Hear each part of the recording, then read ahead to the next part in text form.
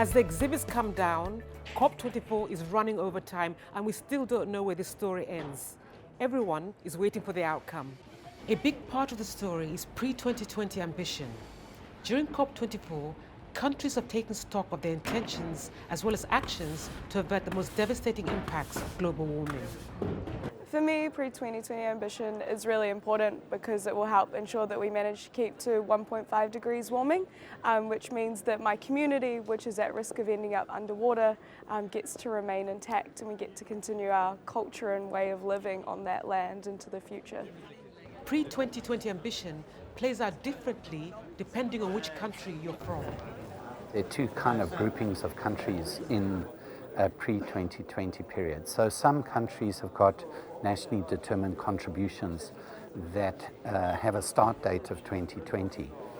And, and those countries then have to implement their pre-2020 commitment that they made in Cancun.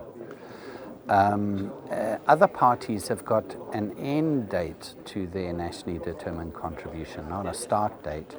And that end date means that Paris is in effect for them, even pre-2020. The UN 1.5 degree global warming report underscored the need for countries to get on track with the Paris Agreement's long-term goals. The IPCC 1.5 report basically said, even if you add it all up, it's not enough.